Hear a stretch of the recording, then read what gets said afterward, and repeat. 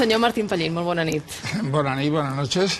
Vostè creu que es permetrà governar o presentar-se a la investidura Jordi Sánchez, que és una persona que està en presó preventiva ara mateix? Bien, yo creo que prescindiría de los nombres y para mí lo que está en juego es ahora si un juez, sin violar el principio de la división, perdón, tengo la voz un poco, de la división de poderes, puede impedir a un parlamentario elegido por el voto popular y por la soberanía popular acudir al Parlamento. Este es lo que está en juego. El nombre es importante, es un problema de los políticos. Tenemos un precedente en España en el que el Tribunal Superior de Justicia de Navarra dijo, con arreglo a la ortodoxia de la división de poderes y de lo que debe ser una democracia, que no se puede impedir, o un juez no puede impedir a un parlamentario ir al Parlamento. És el cas de Juan Carlos Yoldi. Estaba hablando de Juan Carlos Yoldi, pero repito que quiero prescindir de los nombres. Está en juego si el Poder Judicial puede invadir al Poder Legislativo. Y el argumento además es contundente. Eso sería vulnerar la voluntad no de ese señor, sinó de los que lo han votado. D'acord. Juan Carlos Yoldi, en tot cas, sí que és un nom que nosaltres hem anat a buscar. De fet, aquesta setmana hem anat a Donòstia, hem pogut parlar amb ell. Ell és ex-etarra, condemnat per pertinença a ETA i per dipòsit d'armes, entre d'altres delictes no de sang. I això és el que opina sobre aquest cas concret de la investidura.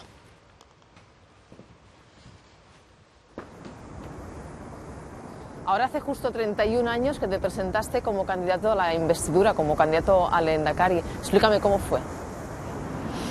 Bueno, haciendo un repaso histórico, volviéndonos a hace 31 años, pues nosotros dentro de la izquierda abertzale, entonces el partido político era Herri Batasuna, entonces había como costumbre que por cada provincia aparecería un preso en las listas, ¿no?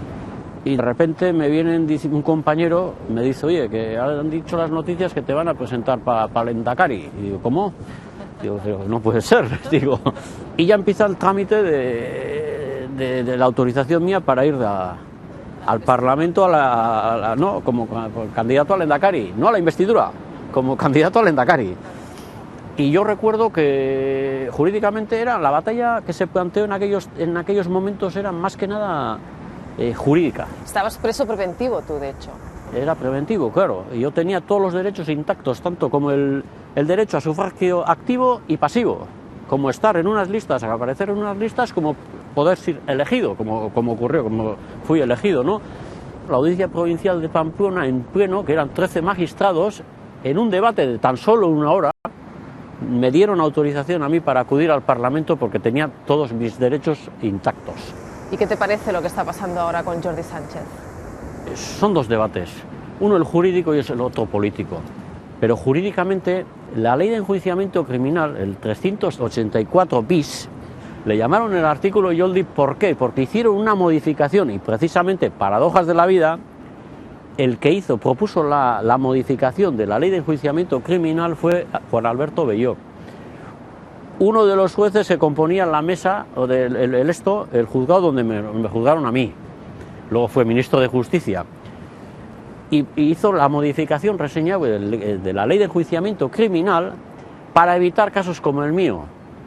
Una vez que el auto de procesamiento sea firme y esa persona esté en prisión, el auto de procesamiento firme, esté en prisión con delitos, colaboración con banda armada, terrorismo o secesión con violencia.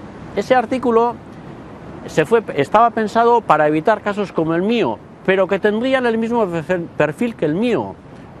Entre comillas, una persona que estaría presuntamente relacionada con terrorismo. Cuestión que no tiene nada que ver, desde mi punto de vista legal, con este caso. Ahí está el tema. Pero independientemente de eso sería el debate si verdaderamente la tipología por las cuales están estas personas en prisión se asemejaría a ese caso concreto. Ahí estaría el debate. Este es el debate jurídico. Luego está el debate político. ¿Qué es lo que ocurre? Una gran mayoría de la sociedad catalana le ha dado apoyo a ciertas fuerzas políticas, pues empezamos por Puigdemont, etcétera, etcétera, ¿no? Y apuestan por la República, etcétera, etcétera, en fin, una mayoría. Pero ¿qué es lo que ocurre? Ante eso está la barrera del 155 del Estado español, que no les deja a la sociedad catalana ejercerse libremente como ellos quieran, ¿no? Ahí está, eso ya es un debate político, eso ya es otra cuestión. Pero el derecho a que estas personas, en este caso, si se diera el caso de Jordi Sáenz como candidato al lehendakari, o a presidente, perdón, pues tiene todo su derecho, independientemente de que luego sin la investidura lograse mayores o menores apoyos, ¿no? Eso sería otra cuestión. Yo, por ejemplo, cuando aparecí en el Parlamento, yo no iba a tener ningún apoyo, exceptuando lo de nuestro grupo. Además, mi presencia allí fue más que nada para denunciar lo que significaba en aquellos momentos el Parlamento para nosotros, etcétera. Pues en aquellos momentos nuestras posiciones políticas eran de otra manera, no íbamos al Parlamento, no le representamos legitimidad, etcétera, etcétera. Luego ya con las circunstancias la sociedad cambia, nosotros también los planteamientos hemos cambiado, ¿no? Se cambia, como la vida, todo cambia, ¿no?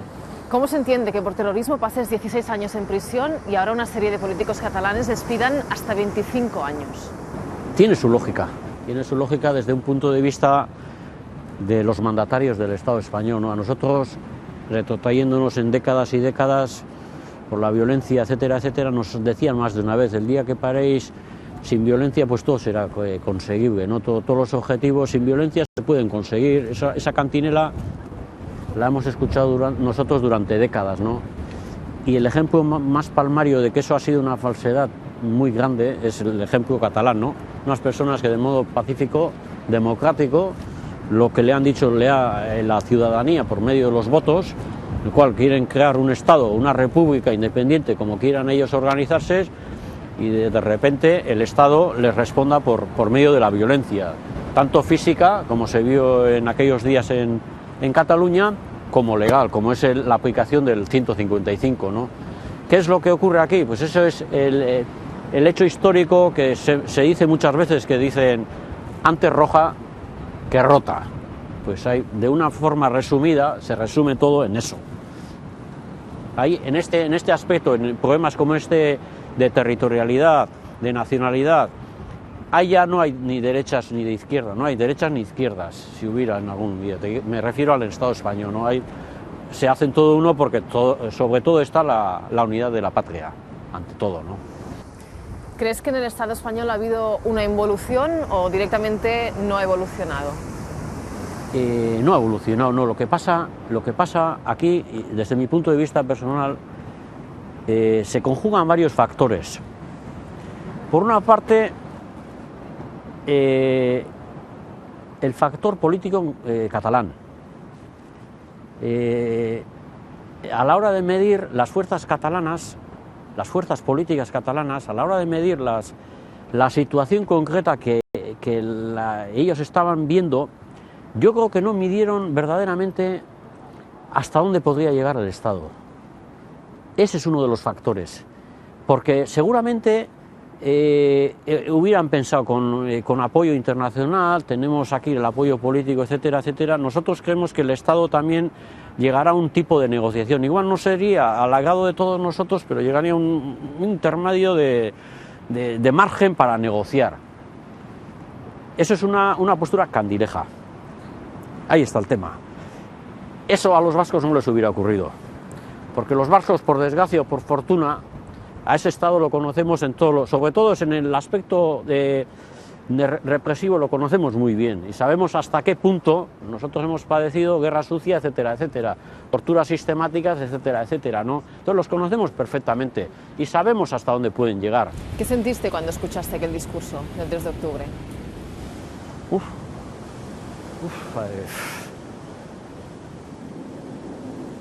No me llevo sorpresa. No me lleve sorpresa porque es su papel. El día pasado tuvo una recepción en Cataluña y yo estoy aquí para garantizar la Constitución, decía él. Lo que sentí verdaderamente tampoco lo puedo decir. ¿Tú crees que son presos políticos? Indudablemente que son presos políticos. Indudablemente, es que no, para mí no hay ningún debate. ¿Crees en la justicia? A nivel político no. Cuando se dimire una cuestión como la que estamos debatiendo ahora mismo, el debate nunca se tiene que plantear a nivel jurídico, a nivel penal. El debate lo hay que llevar a la política, nunca al plano penal y al plano judicial, ¿no? Y en ese sentido no, porque no hay más que ver o escuchar las declaraciones del ministro de Justicia y de antemano declarando que a Jordi Sanz no le van a dar el derecho de acudir al pleno de investidura. Pues ahí se ve claramente que el poder político es el que dirige al poder judicial. Entonces, en ese sentido, poco se puede esperar de la justicia, ¿no? Juan Carlos, ¿para ti qué es la libertad? Todo.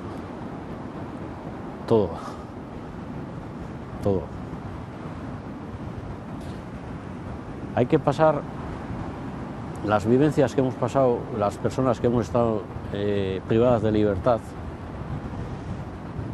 mejor que no pasar por esa experiencia, ¿no? Pero hay que pasar por ahí para valorar verdaderamente lo que es las cosas pequeñas de la vida. Las cosas pequeñas que las personas que no han pasado por esa situación difícilmente las van a ver, las van a percibir, ¿no? Es todo.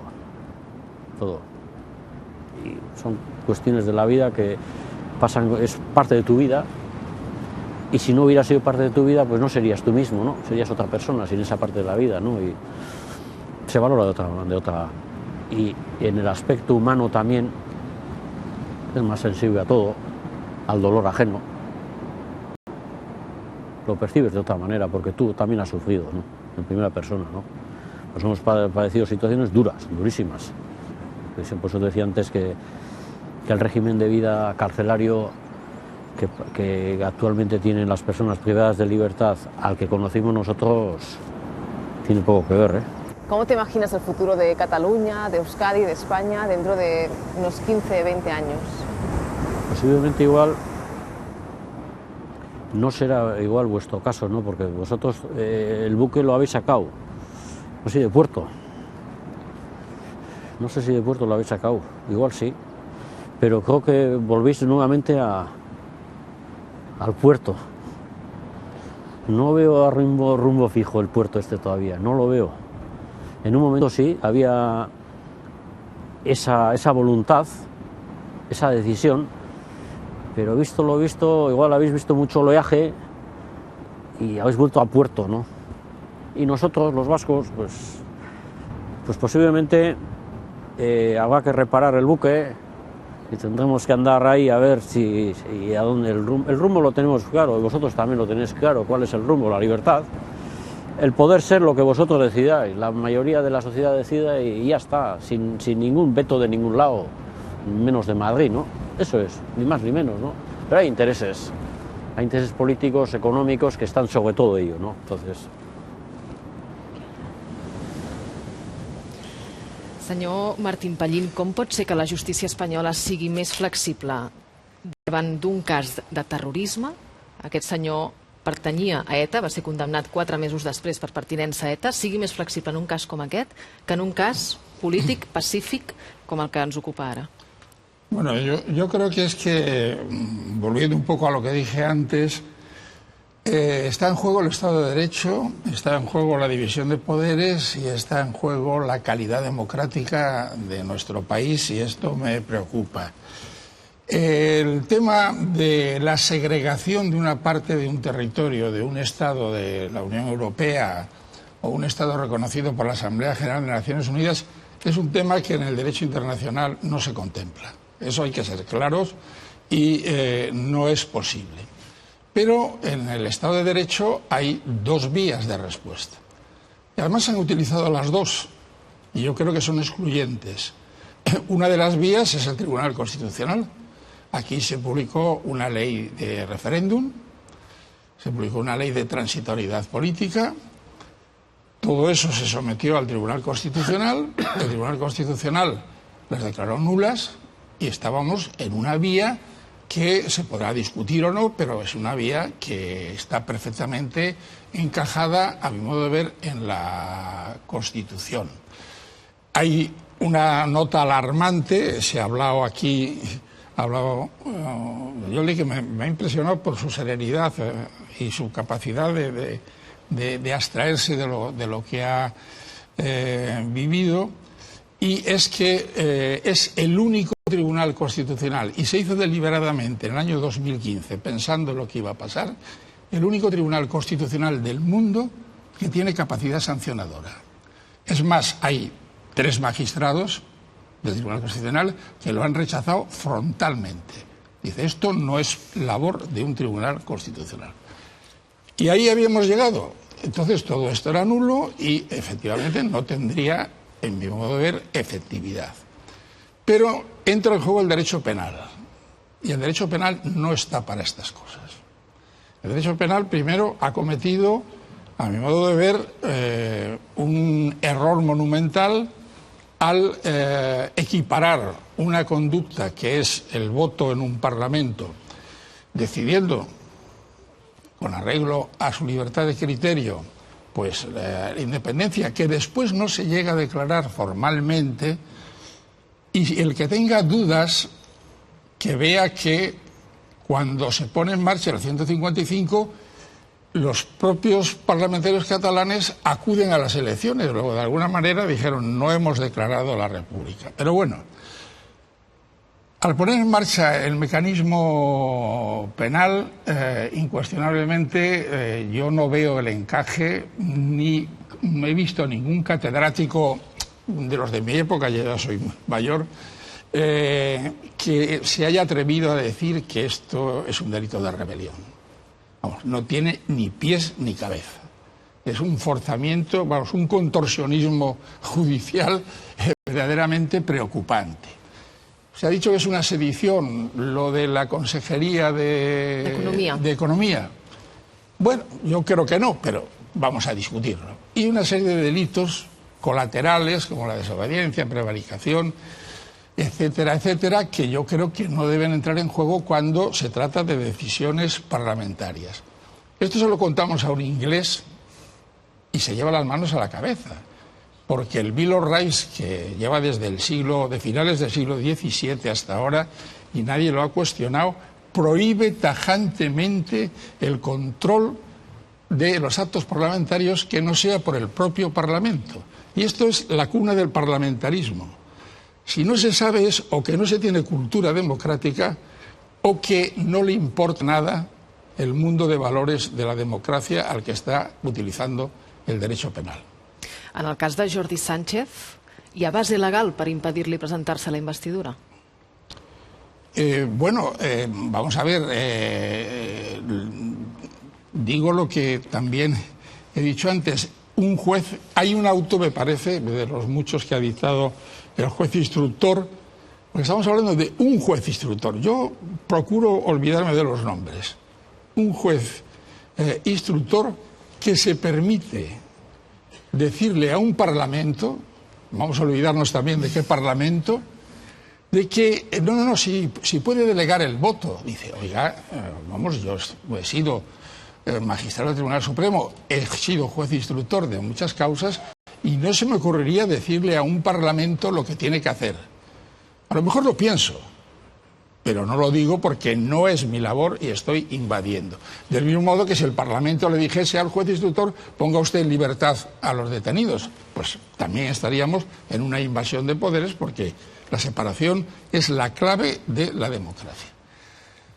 Y yo creo que sí que debería concurrir. Y después está en juego una cosa que comentaba Yoldi, que es el 384 bis, que se hizo específicamente, y cuando las leyes tienen nombres y apellidos, mal asunto. La ley tiene una vocación de generalidad.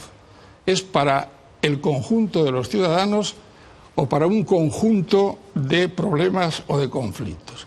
Y aquí no, aquí se hizo para unas personas concretas, se mezcló el terrorismo, aprovechando que había sido el 23F, se metió la rebelión, pero claro, la rebelión del 23F, con las metralletas disparando y diciendo a un guardia civil, cuidado que le vais a dar a uno de los nuestros y lo vais a matar. Eso se oyó por la televisión. Entonces se aprovechó eso, se metió otro artículo que fue declarado inconstitucional, el 504, en el que decía que si el fiscal recurría, no se podía acordar la libertad, lo cual era ya una invasión de la independencia judicial verdaderamente escandalosa en un Estado de Derecho. El Tribunal Constitucional dijo que era inconstitucional. Yo creo que este artículo también es inconstitucional y plantea problemas con los parlamentarios, no con los funcionarios. Con los funcionarios está claro porque es suspensión de funciones. Pero a un parlamentario se le suspende de funciones. ¿Y qué pasa? Que no puede delegar su voto porque está suspendido de funciones, con lo cual ya no en una cuestión política, en una cuestión que tiene que resolver un parlamento, declarar un parque natural, pues se ha variado la composición del Parlamento y se ha variado el resultado de la voluntad parlamentaria, con lo cual estamos invadiendo otra vez el poder legislativo. Esto hay que meditarlo antes de dar esos pasos, en mi opinión. Ara mateix, qui mana en el TC i el Tribunal Suprem? Es pot dir que és la Moncloa qui dirigeix els moviments d'aquests dos tribunals? No, yo no diría eso, y además también quiero que quede claro otra cosa. Todo esto no hubiera pasado si el Ministerio Fiscal no pone la querella. El Supremo no hubiera actuado. El fiscal Maza. El Supremo estaba en su sitio y ha actuado porque el Ministerio Fiscal ha puesto la querella. Si no, no habría actuación. Después, yo no sé qué relaciones, conocía compañeros de sala de José Manuel Maza. Creo que es una persona con criterio, independiente, pero creo, sinceramente, que en este caso se equivocó rotundamente. Además, es una querella que no es la que o la que nos enseñaban en la escuela judicial, porque es una especie de relato histórico, y siempre nos decían los jefes, cuando éramos jovencitos, dice, chico, concéntrate y dime cuáles son los hechos que consideras delictivos. Y esta sentencia, esta querella que tiene 106 folios, para mí es el récord Guinness de mi carrera. Nunca he visto una querella de 106 folios. Es un relato que puede casi con otros 106 folios pues constituir un libro o una novela, però no és una querella com manda la llei d'enjudiciament criminal. És una querella que a més va ser polèmica perquè no tenia el suport de tots els fiscals del Suprem. Un fiscal pot rebre instruccions o ordres directes del govern? Cuando hicimos el estatuto teníamos dos posibilidades. Una que ya estaba cegada por la Constitución, que era que el fiscal lo nombraba el gobierno, y otro era qué grado de influencia podía tener el gobierno en el fiscal general. El estatuto es claro. Podrá solicitar del fiscal general del Estado una determinada actuación.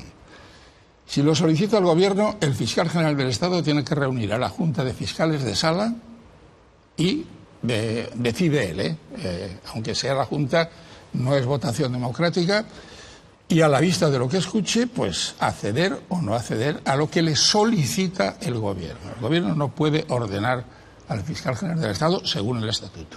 Ara s'ha declarat aquesta causa com a causa complexa. Què vol dir això? Quines conseqüències pot tenir? Es evidente que era compleja. Pretender que esto se podía resolver en 6 meses me parecía, casi un milagro, pues, sobre todo teniendo en cuenta el ritmo de nuestra justicia, incluido cuando yo estaba dentro, no ahora. O sea que es lógico que se haya declarado compleja. I això vol dir que s'allargarà encara més el temps d'instrucció? Sí, porque parece que el ministro de Justicia se había atrevido a marcar ya los pasos. Después de Semana Santa, auto de procesamiento, finales de año juicio oral y a finales de año o principios del año que viene sentencia. Yo creo que ahora con esto el ritmo pues, se va a dilatar un poco, no sé cuánto, pero un poco. I durant tot aquest temps estaran en presó preventiva? Bueno, esto es lo que ya conculca claramente. Aquí todo el mundo dice, es que se han saltado la ley. Por favor, que se lean el artículo 503 de la Ley de Enjuiciamiento Criminal. El artículo 503 se puso, en principio, para los autores de delitos violentos. porque podían constituir un peligro de reincidencia, por ejemplo, un violador, un psicópata, personas que si se las ponía en libertad, incuestionablemente, y es la primera parte del artículo del número 3 del artículo 503, si se las ponía en libertad podía haber algún peligro de reiteración delictiva precisamente por su psicopatía, etcétera, etcétera. Ahora, que me expliquen a mí y que lo expliquen ahora a los suizos, que acaban de decir que no piensan dar la extradición porque estamos ante delitos políticos, lo ha dicho el representante de la Oficina de Justicia Federal de Suiza, que me digan a mí que una opinión política es una reiteración delictiva. No lo entiendo, lo siento mucho, será ya por mi edad, pero no puedo entender que en una democracia una opinión política, sea la que sea, pueda ser una reiteració delictiva. I el concepte de violència és interpretable perquè sembla que sigui el centre de tota aquesta querella que ha presentat el fiscal i d'aquesta acusació de rebel·lió, de sedició, el concepte de violència. El concepto de violencia está muy claro. Tenemos, afortunadamente, muy pocas sentencias para hacer jurisprudencia sobre el tema de la violencia, pero tenemos una del año 83 que, curiosamente, es el recurso de casación respecto de la condena del Tribunal Militar a Armada, Mirán del Bosch y Tejero y otros muchos más por el 23F. Y ahí se dice clarísimamente que un elemento, bueno, además lo dice el código, no lo digo yo, que uno de los elementos componentes es la violencia. Y la violencia es la esterilización de lo que pasó el 23F. La defensa, muy habilidosamente, había dicho, hombre, no hubo violencia porque no hubo muertos. Y entonces el ponente, el tribunal, porque las sentencias no son de los ponentes, son de los tribunales de 5, si 4 opinan lo contrario, el ponente no tiene nada que hacer. Y dice, no, el hecho de que haya sido incruento no quiere decir que no haya sido violento. I la violència és la del 23F. I l'1 d'octubre hi va haver-hi violència? Fem una cosa, em contesta d'aquí uns minuts, que hem de fer una pausa, d'acord? Ara seguim parlant.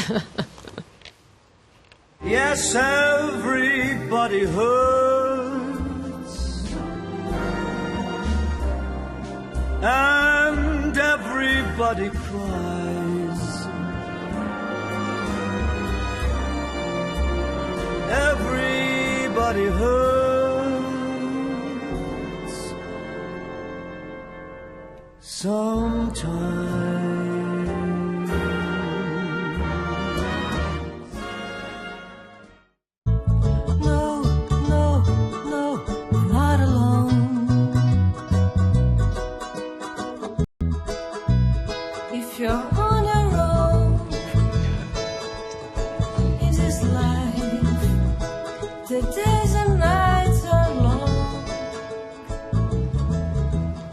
Senyor Martín Pallín, li demanava si creu que hi va haver violència l'1 d'octubre.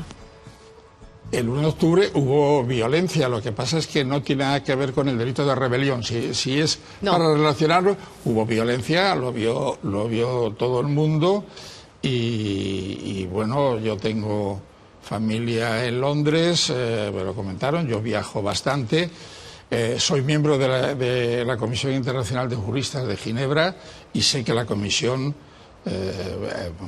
hizo una nota sobre eso. No, li demano perquè Enric Millo, diversos alts càrrecs del govern espanyol i de la Guàrdia Civil diuen que no hi van haver-hi càrregues policials. De fet, diuen que tècnicament no hi van haver càrregues.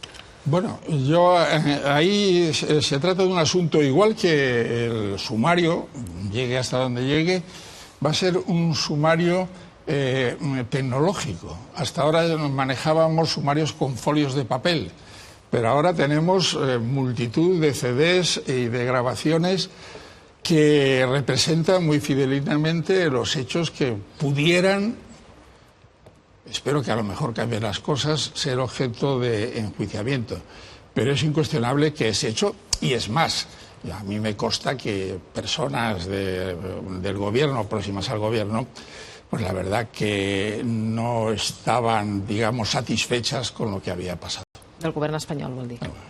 Obrim torn de preguntes als periodistes del Cadires. Bea, endavant. Lo primero de todo es es un verdadero placer escucharle porque como ciudadana me reconforta y me tranquilizaría saber que hay jueces como usted a día de hoy en la justicia. Pero por desgracia no son los Martín Pallín los que abundan. ¿Qué habría hecho usted de ser el instructor de este caso con las personas que ahora mismo se encuentran en prisión preventiva y en el exilio? ¿Cuál habría sido su decisión al respecto? Bueno, vamos a ver. El instructor en el Supremo, que es una anomalía que existe en nuestro sistema, no es un instructor autónomo, es lo que llamamos un instructor delegado. O sea, es la Sala Segunda del Tribunal Supremo el que admite la querella y le dice al instructor: proceda usted a la instrucción.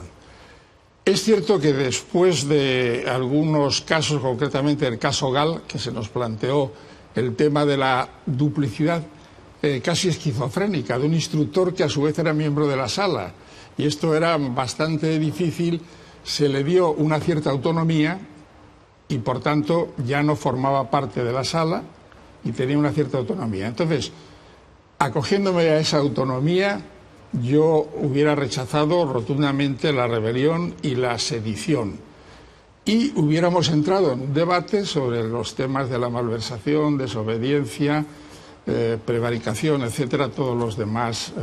Que no conllevan cárcel, ¿no? En este caso. Sí. Preventiva. Pueden llevar prisión, malversación puede llevar prisión. Por cierto, la malversación también fue modificada en el 2015 pensando en algo. Wow. Eso es muy grave, ¿no? Permíteme, Laura. Sí.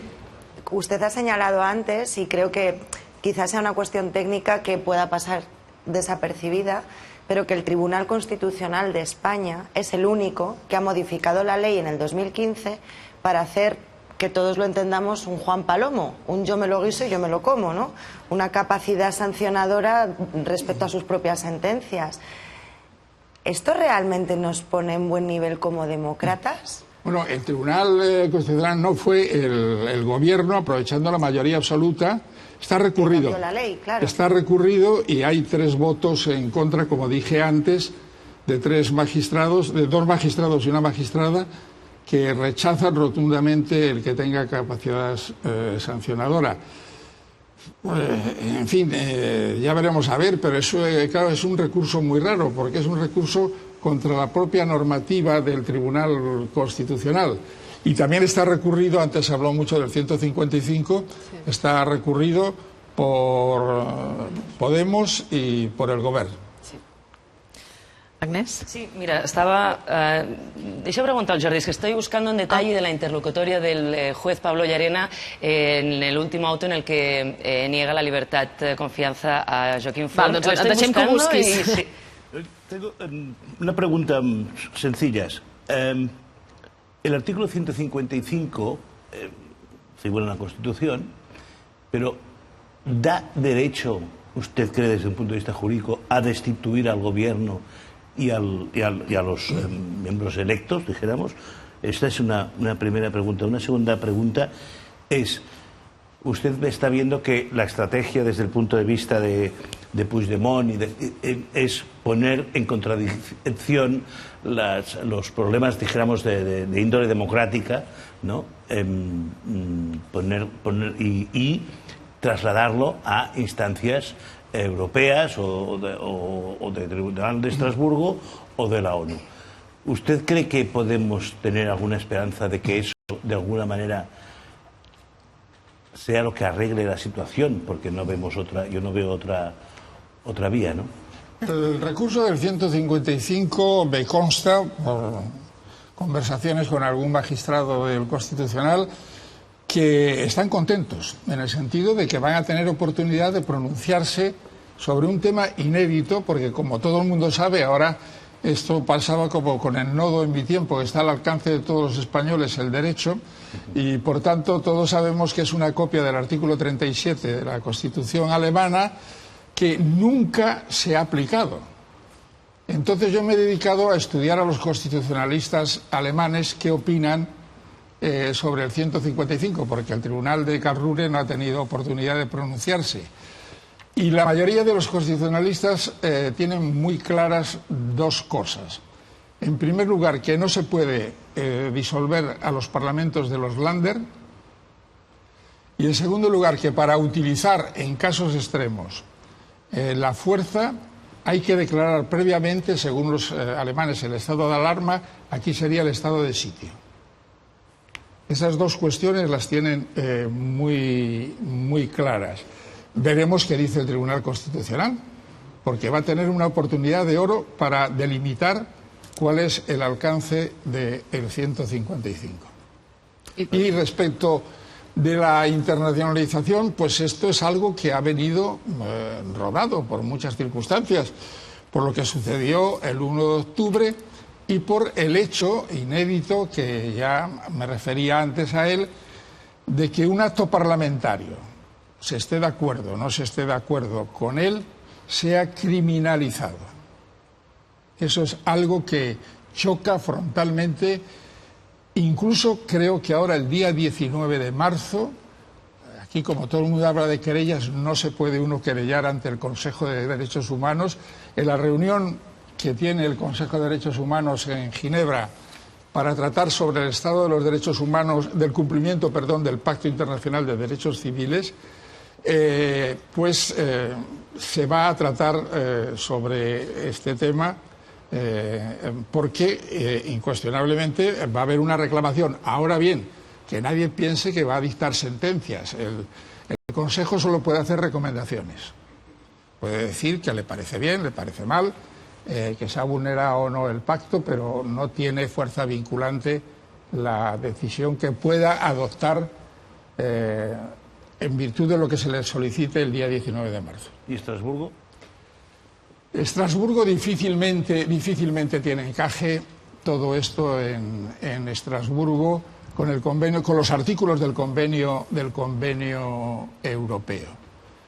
Pero, en fin, para mí el problema, yo creo que deberíamos hacerlo sobre una recapitulación interna.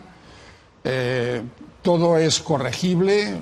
A lo largo de la historia se han cometido muchos errores y tenemos la oportunidad de volver las aguas a su cauce. El día que se constituya el Parlamento, pues este tendrá que empezar a funcionar.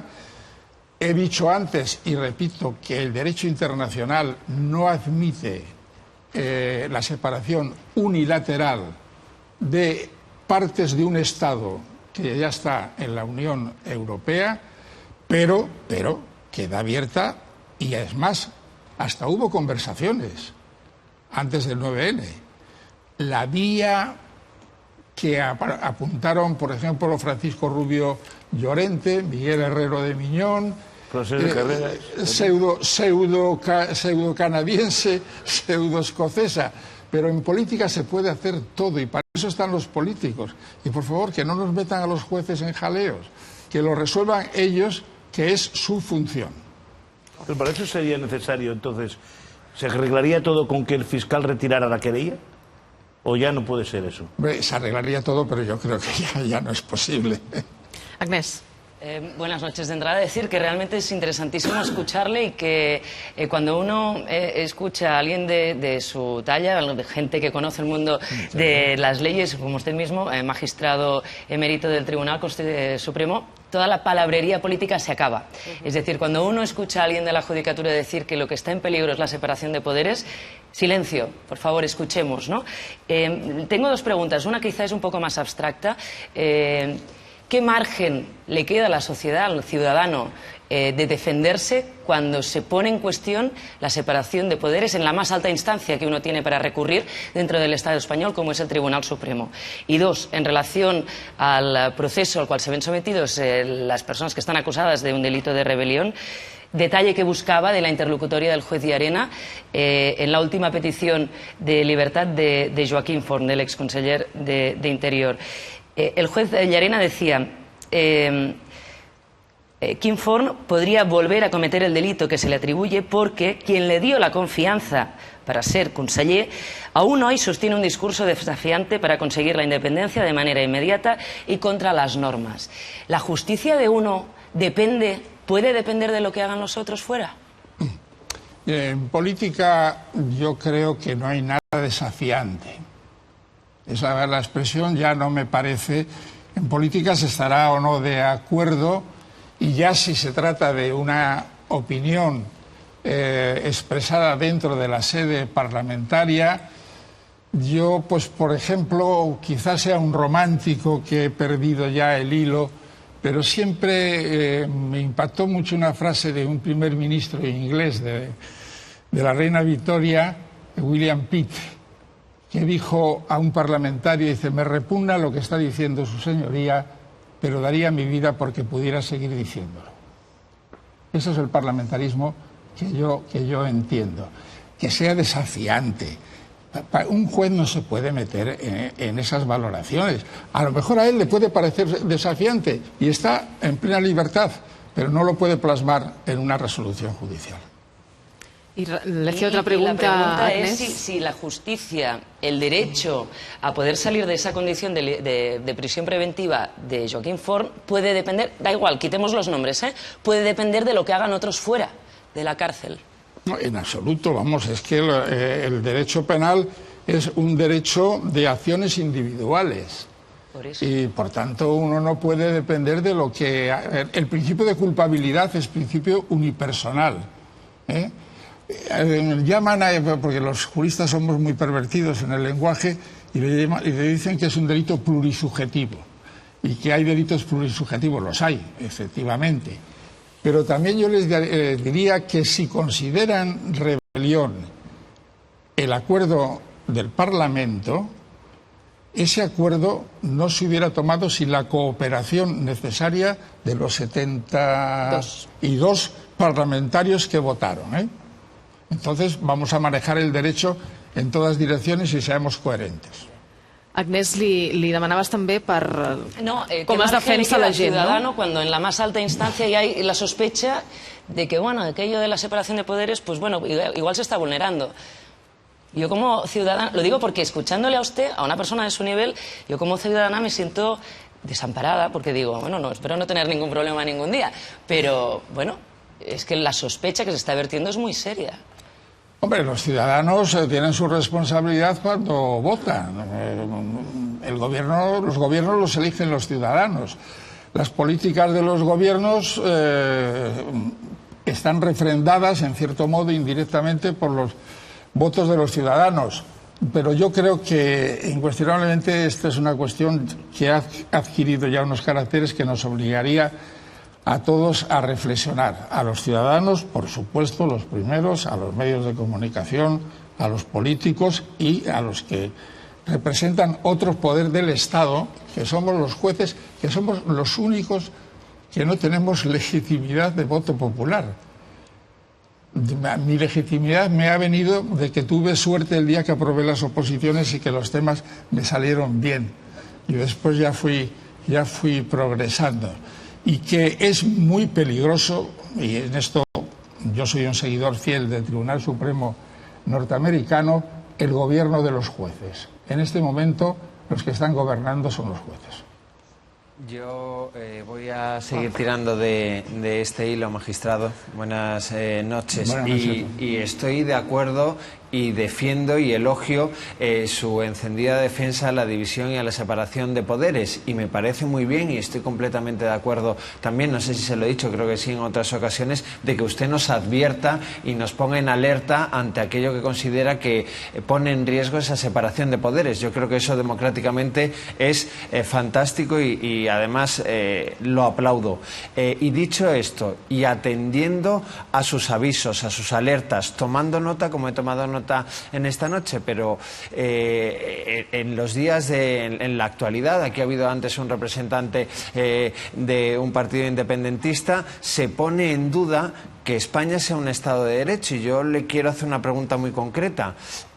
a pesar de esas alertas, de esos avisos, de esa defensa, insisto, que hace usted de la división de poderes que yo creo que existe, ¿España hoy es un Estado de Derecho garantista con las libertades garantizadas a su juicio? Y una segunda muy rápida. También se dice, y quiero su opinión, que el señor Carles Puigdemont está exiliado, que está en Bruselas en el exilio. ¿Está el señor Puigdemont, en su opinión, en el exilio o está fugado de la justicia? Bueno, el Estado de Derecho formalmente está en la Constitución. Ahora, hay muchas constituciones en el mundo que formalmente establecen el Estado de Derecho, que no hay que confundir con el Estado de leyes, que muchos lo confunden, y ya no digo nada con el Estado de derechas, que eso es otra cosa totalmente distinta, ¿no? Pero realmente el Estado de Derecho se construye día a día. No es algo que dice, bueno, ya está la Constitución y viva España. No, hay que construirlo. La democracia hay que alimentarla todos los días, la democracia se vive día a día. El proceso español es garantista, incuestionablemente, pero no siempre responde. Acabamos de ver en este momento, además, un ejemplo muy fácil: 3 sentencias sobre libertad de opinión, sobre libertad de expresión. 2 en un sentido, otra con un voto particular, porque manejamos un material, sobre todo cuando se trata de la libertad de opinión, que es bastante subjetivo. Y el derecho penal, en lo demás, el subjetivismo es insoslayable, somos sujetos, pero en el derecho penal hay que huir del subjetivismo. Deje usted el derecho penal para otras cosas más claras y no se meta en esto.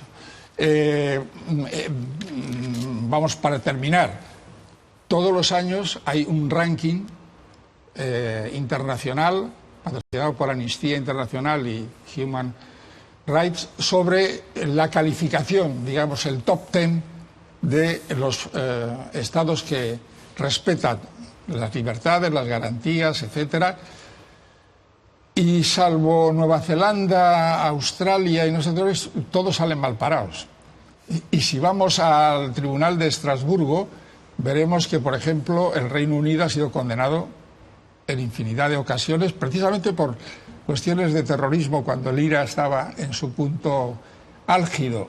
España, pues también ha tenido sus problemas. El Estado de Derecho es una cúpula y dentro de ella tenemos que movernos y que sea habitable y vivible y real y efectivo. Lo decía un maestro de la filosofía del derecho, Norberto Bobbio, que la Declaración de Derechos Humanos es magnífica, el pacto maravilloso, el convenio también, pero si no los hacemos reales y efectivos, se quedan en letra muerta. I al voltant de la... Me quedaba sí, una pregunta. li queda una segona pregunta, la de l'exili. Sí, que escuchamos en constantes ocasiones, yo no lo comparto, evidentemente, y parta usted de la base de que escuchamos de que el señor Puigdemont está en el exilio. Me gustaría su opinión, ¿en el exilio o fugado de la justicia porque no quiere dar la cara ante los tribunales? Bueno, fugado en absoluto. Y si no, que algunos recuerden la serie del Fugitivo. Era un señor que estaba escapado, escondido, huido y tal. Fugado no, porque está a disposición. El señor Llarena puso en marcha la orden de detención europea y la retiró. Me gustaría que un día tenga tiempo para explicárnoslo a los españoles por qué un juez retira una orden de detención. Yo no lo he visto en mi vida. Y después, cuando se va a Dinamarca, a Copenhague, dice algo verdaderamente increíble. Dice, no la pongo en marcha porque lo que quiere es que la detengan. Bueno, también que lo explique porque yo como juez no soy capaz de entenderlo. Exiliado. Bueno, pues si es un exilio, políticamente yo no creo que esté exiliado, está en una situación a disposición de la justicia. Si levantan la prisión provisional, primero la orden de detención y después la prisión provisional, pues podrá venir a España perfectamente, y eso yo creo que arreglaría bastante las cosas en este momento, no para el futuro, que ya veremos a ver cómo termina. I els polítics que són a presó, vostè creu que són presos polítics? Bueno, evidentemente, es que aparte que no lo digo yo, sino que como lo ha dicho un señor que parece que los suizos...